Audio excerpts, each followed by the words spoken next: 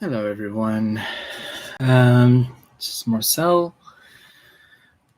You can see those who have watched the stream before, which is 0. You can see I've moved some more furniture in here to store comics. Up to 33,300 comics now, and rapidly heading towards 35,000. So quickly of the land. These are IKEA Kallax shelves. I have a 4x4, and then back there's two 4x4s behind that guy. And then here, which you can't see, is a 2x4.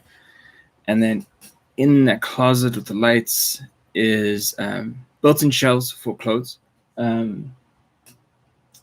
So one 2x4.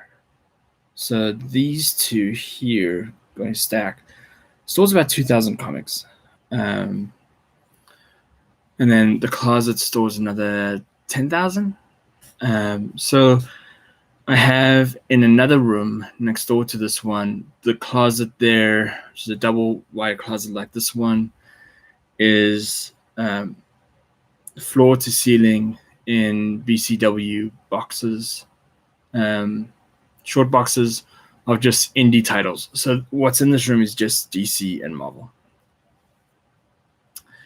I have another 1x4 down here that my TV's on. And then I have a record case that holds my legacy stuff or treasury stuff, or Gold Age books that have got a little worse for wear, and they won't fit into any sleeve anymore, except for magazine, and that's what those are in. So some questions that I get when I talk to people about my collection are, how do you protect them? They are every single one of them, in poly bags, some on Mylar, and they're all boarded. I try and board my soft cover books too, the trade backs. It works and it doesn't work. I'm still rethinking that. And then you'll see all around here is different figures I bought. Most of them are, I say a lot, huh? Most of them mean something. Some of them don't. So you'll see the bat symbol back there. This over here. Well, it's weird doing this because your angle's all off. That's actually the utility belt for Batman 66. My wife and I watched Batman 66, the TV show. She has never seen a Batman movie. She has only seen Batman 66. Boy, is she in for a shocker. The next thing we're going to watch is the Batman 66 movie with the shark repellent. I've also ordered shark repellent to put into my collection for something fun. You'll see which way does it go? Which way does it go? Oh, this is so weird. The Heroes, there it is, comics. September 11th, not too long ago. So I decided to show that off. Above that is the Black Alley. It's the Alley Artist. The Artist Alley set, black and white, for Batman. Pretty cool. Penguin shows up in that set somehow. I started collecting. You can see them right above my head. Some Artist Alley stuff, and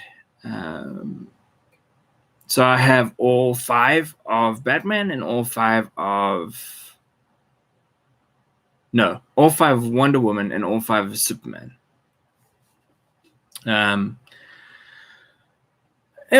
It's cool. I like the way they looked. I don't know that I would again get all 5 variants. In front of that is the 3 DeLoreans from the 3 different movies. Love Back to the Future 1. Back to the Future 2. A lot of people like it because it's a darker toned movie. I'm not sure. I feel like they get a little too complex with the timeline because it doesn't make sense in Back to the Future at all. It's the timeline changes at convenience rather than by any sort of scientific situation. And then we have the animated statuettes over here. Some, if not all, are done by Scotty Young. I like Scotty Young, like Alex Ross, although, and I've said this before,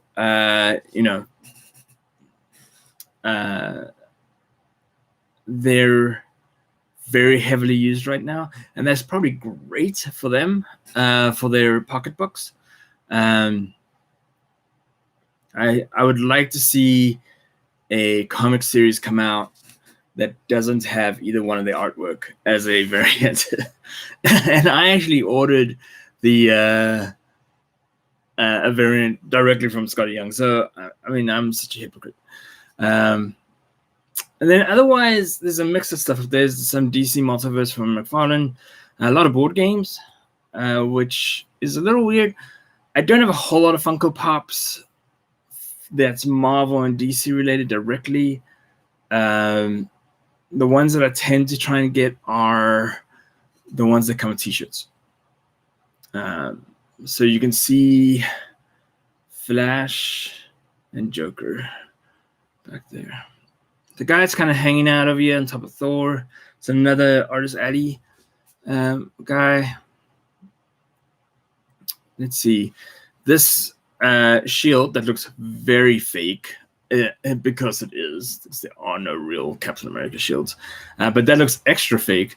It is the Hasbro Legends shield. So it's plastic with leather straps on the inside.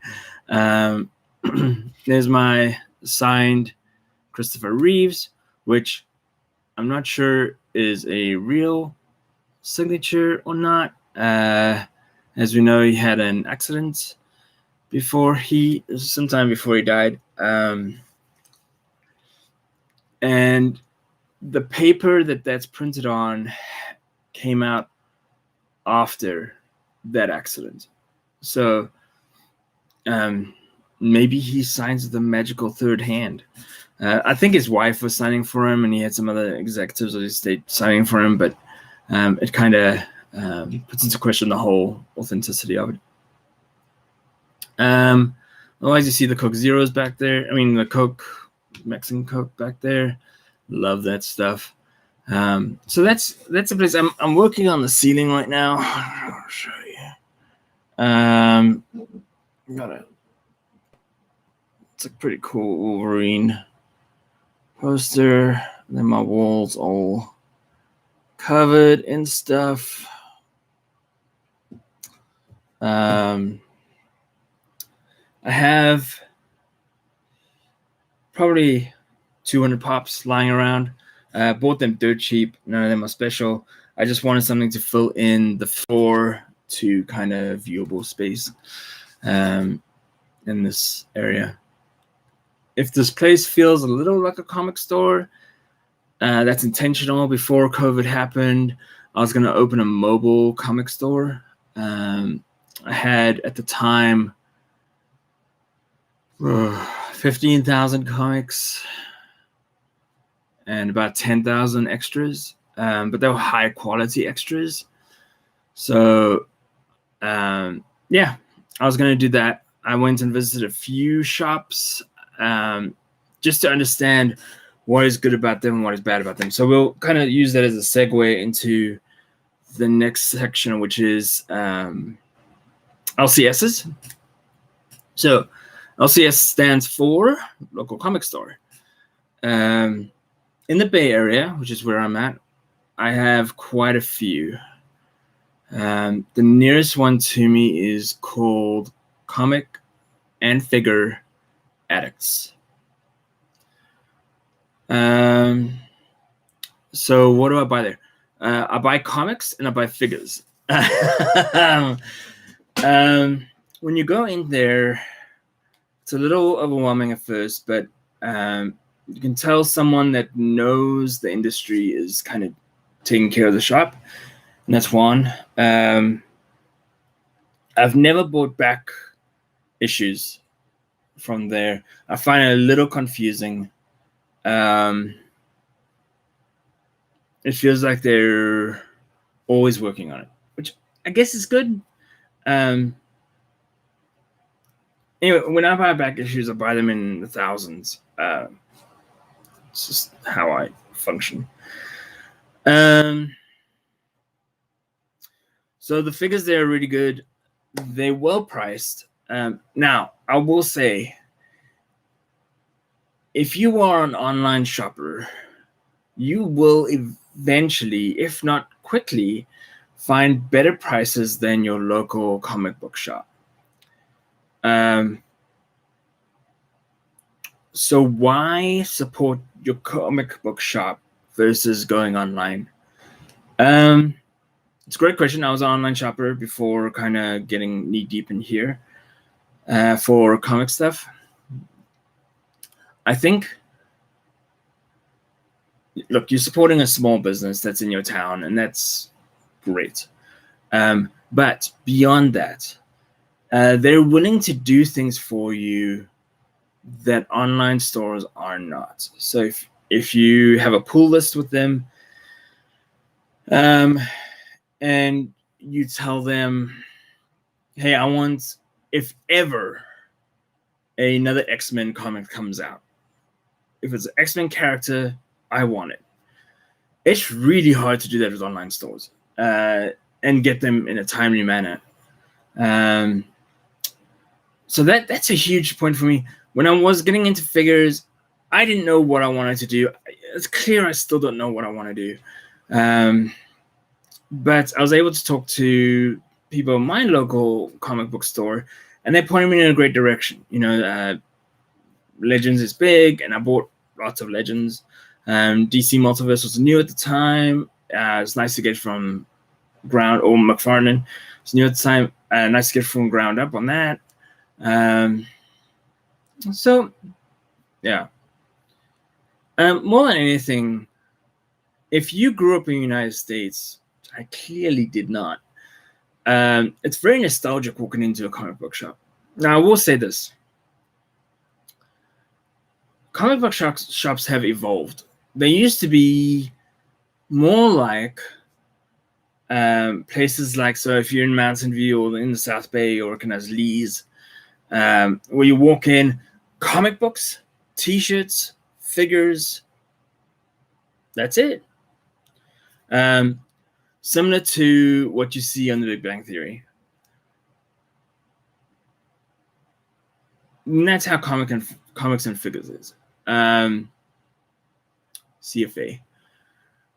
The problem with modern day comic books shops, they've kind of gone to cater to the tabletop gamers. I have very good friends. Rob, you'll see him on the channel. Often tabletop gamer supreme, right? Loves it. What ends up happening is that if you do that for any amount of time, you have to buy into it. So the comic book shop starts stocking figurines, and then they start, not figurines, but play sets and items, and the rule books and the games themselves. And it starts to kind of push the comic store out of the picture. And you become more of a game center or hobby center. And I think there's a place for that. It's just sad to see that happen to the comic book industry. And it's probably because there isn't a whole lot of money in comic book shops, especially with the advent of the internet. That dang internet, all new and stuff. And also streaming books. You probably find fair amount of people don't know where their local comic book shop is. They don't know what it has or what it offers or who the people are. So here's what I recommend for all the millions of people that are going to watch this. Go to your local comic book shop. Buy one comic. If you're feeling excited, buy a figure. But go to the owner or whoever's working the register and say, hey, what do you recommend? Hey, I'm getting back into comics. Or hey, I enjoyed the Metal series of Batman. Hey, I love the X-Men. What do you recommend? And see what he says. If what he says gels with you, then support him. But if he blows you off, or he gave some BS answer that you can like, oh well, then you'll like the CGC X-Men, blah de blah, 9.8 mint.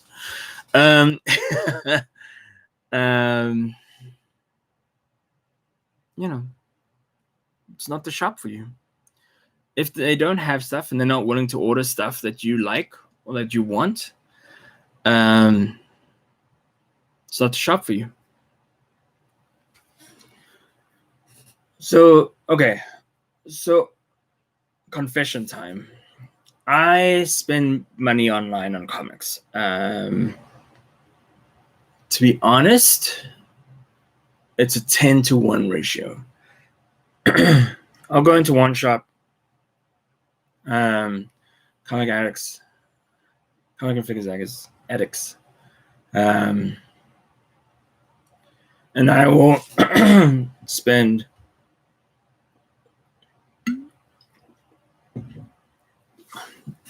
every week between $60 and $100 on new comics. They came out that week.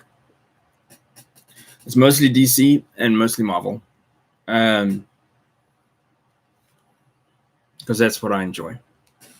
I'm not into this hobby to make money, and we'll loop back around to that. It's for enjoyment. So online, I use several comic shops. My biggest purchases happen at Atomic Empire. So I'll talk a little bit about how Atomic Empire works. First of all, slowest shippers on the planet. Could take 7 to 10 days, if not longer, to get your comics. You build a pull list, and the pull list can be based on several things: artists, straight issues, series, collections like X-Men, and it includes 7 different series. Then you tell them if you only want primary covers or you want all the covers. So they don't have an option for a random cover. Like, I want to see one comic in a variant and I want to see the next comic in the primary. I think they're catering towards the collector. Like, the guy at home will probably just want the primary, and that's probably smart.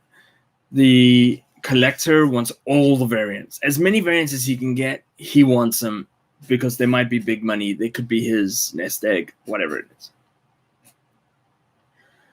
And then there's an interesting section. So for the incentive copies or issues, they put up a bidding system.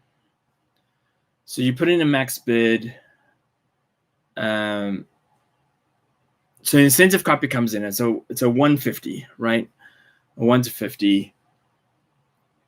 Their base price is around $35, $40, and then a bidding system happens. So you put in your max bid, and your bid doesn't dictate how much you're going to pay for that comic. It's your place in line. And it's up to 20 people. And whatever the lowest bid of those 20 people are what you pay for the comic. From my experience, look, I'm crazy, so my high bid is programmatically set at 200. I probably get every incentive except for probably 20% of them, which are the very high-end ones. But I've always pretty much, outside of one or two, paid the list price, so the $35, and they started at, or $40, or sometimes the $150 they started at. There are clearly people that use Atomic Empire that have way deeper pockets than I do, but that's okay. Then I use Mile High. I like to support Mile High because they've been in the industry a long time. The problem that I have with them is their website really sucks. And I feel like they're a little disconnected from the modern era of comic collector. But I buy blind boxes from them. I'll buy a comic or two from them. I try to get my wife wanted to buy me an anniversary gift, and she did great. She bought me several signed comics. But I tried to get her to use Mile High, and she was lost the moment she went into it. I mean, come on, Mile High, you gotta fix this. Another place I use is Local Hero Comic Shop. I'll put the link somewhere. I don't know how this live stream stuff works. I buy blind boxes from them, so they sell. Okay, so in my collection, I have a lot of stuff from 80s and 90s. It's well covered. And I have a lot of stuff from like 2017 on, but there's a big gap between 2005 and 2017. And Local Hero, their blind boxes are from that era, from that spot. So, and I get it, like they're moving comics to their backlog, and they have all these extra comics. So I buy probably in the range of 1,000 comics from them in one lot. Greg's super nice, super friendly. If my shipping is going to be more than he thought it was, he'll ping me and ask me, how I want to address it, if I want to pay it, or if I want to drop one of the boxes off, whatever the case might be. They do free shipping on most things, and they do like flat shipping on anything above that. I think that just because I'm buying such large volume, it kind of blows the whole structure out of the water. But they're very supportive. I actually was motivated. It was my good experience with them last time, and every time, to write them a little email and say thank you. They've been great.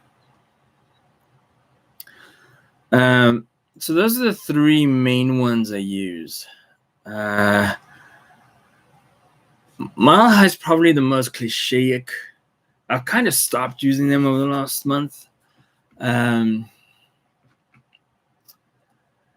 Atomic Empire, I'm about to stop using. I think I'm going to talk to my local comic book shop and see,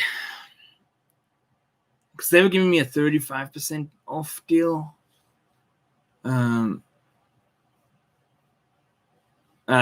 Atomic Empire, that is, because of the volume I'm buying. We'll see. We'll see what the comic book shop can do. I would much prefer to go down to the comic book shop and pick up a big fat stack, pay right there, walk out, bag them, board them, and get them into my collection, rather than waiting a week and a half to see what everyone has been talking about on the internet. What I do right now is I go down to my local comic book shop. I buy kind of what I call my core comics, like 10 comics, and then I wait for Atomic Empire that ships every 2 weeks to get the shipments of probably around 150 comics. So that's 2 weeks worth of comics for them, for me. Yeah, it's a lot of comics. Yeah, so I'm going to do that. So what is I going to talk about next? Oh, why do I collect comics? So I grew up in South Africa. During apartheid, I was there during apartheid, and not during apartheid, like when apartheid got abolished. We weren't allowed to get, as a law of the land, you weren't allowed to get American products. We boycotted them, and they boycotted us.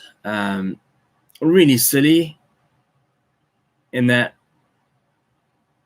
it really hurt the rest of the world, because South Africa has natural resources that are really great, diamonds, gold, blah, blah, blah. But culturally, it set the country back. And whether we like it or not, comic book industry is a culture-driven industry. Oh, yeah. I have things to say about that. So for us to get comics, they were often Whitman's. So Whitman takes DC comics and sells them in other countries. They used to. DC and Marvel both use different publishers now, and I think they actually own those publishers. So the thing that Whitman used to do is they used to change the comics ever so slightly to kind of not present the violence that might happen, or whatever the case might be. And you had to go to a bookstore to pick them up. So I grew up on Archie, Betty and Veronica comics. Great sarcasm, a little bit of intrigue, but not much. Not like the TV show. And then I also grew up reading Asterix and Obelix and Tintin. And there was the more action-driven and slapstick for Asterix and Obelix driven humor. So growing up on comics, I always saw the humorous side of comics. It wasn't until I moved to the United States in 1998 that I started watching X-Men animated series, which, if you want to see what it looks like to draw something on crack, watch that show. And I started watching the Spider-Man show, a bunch of other stuff. We were fans of Lewis and Clark, not marching across the United States, but in Metropolis. Great fun. So I grew up kind of watching and consuming these heroes in an animated format. I think a lot of people did. When I went to the store, or the comic book shop, or whatever the case might be, because I was a little old, I was 18, 19. Yes, do the math, I'm old. I bought comics not because I liked the characters that were in the comics. It's because I liked the characters that were represented in the animated shows. And they were very different. Very, very different. But more really good shows came out. I mean, the Batman TV series is really good. Batman Beyond was really good. And they just kept coming. And they were gold. So that's really why I started collecting comics. And to be honest, I only started collecting comics in fervor about a year ago. I collect things. I've limited myself to collecting one thing at a time, which I'm cheating.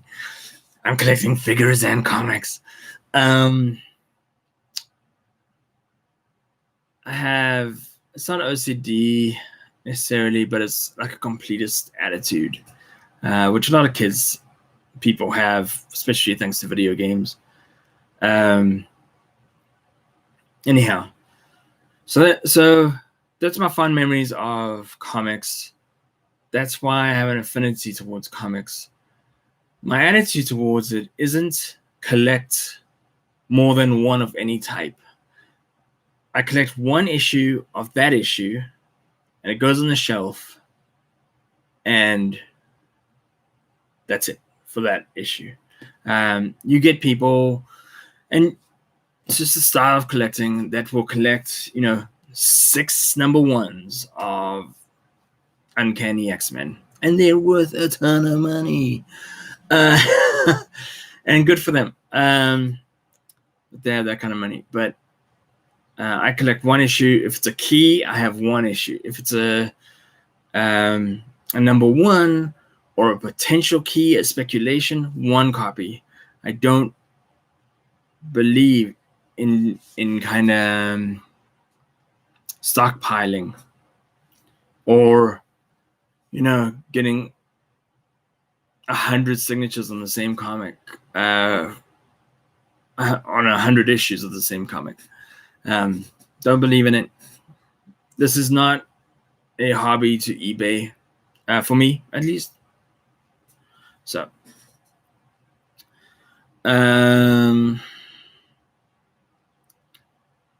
yeah, so I think that's pretty much it. What does my wife think about it? She's okay as long as it stays in this room. It's kind of leaked into a different room, and when I get large collections, it definitely leaks into our living room. And she becomes less and less of a fan. She will not go into a comic book shop, and she's not that kind of person. Typically, I think it might be COVID right now. That's why. It's also pretty claustrophobic. So she doesn't go into comic book shops. I'm okay with that. She doesn't mind how much I spend, which I think would be different if I didn't have a good job and we were a little more unstable. I think she would definitely mind. Yeah. So always gonna think of the wife. Because without her, this is not possible. What is the worst purchase I ever made? I bought on a used bookstore website a book that was Batman phrases. It's a phrase book. They showed pictures of it. I thought, wow, look how big that is. And you can see where this is going. Bought it, got it. It was this big. And I'm not, well, okay, let's see. This big. And I'm not lying. Like, it's literally that big. That was my worst purchase ever. I haven't been burned too badly. I bought collections of comics. I bought 3,000 comics out of a guy's garage. And about 2/3 of it was the same comic, where the guy just thought this was going to be the best comic ever. And he had stacks of 5 of them. Or stacks of 10, something like that. Anyways, I still have those in my garage. Like, I don't know how to get rid of them. And it was like a 1992 Batman. It wasn't even good. Best purchase. I bought not too long ago a set of 5,000 comics. And I was surprised. I got a couple couple signatures out of it. Not a big signature person, but got a couple signatures out of it. Signatures I don't have, which is good, and it filled in a lot of gaps for me, which is great. That's what I'm looking for when I buy a big lot. If ever you want to sell a big comic lot, you hit me up. I'm a big fan. My wife is not. All right, well, that's it. No one came. I mean, we have one view on our videos. We're going to have another video this afternoon. We're going to be talking about hero clicks. We're also going to talk about comics that came in. And some other stuff, I'm sure. All right, thanks, everyone. Bye.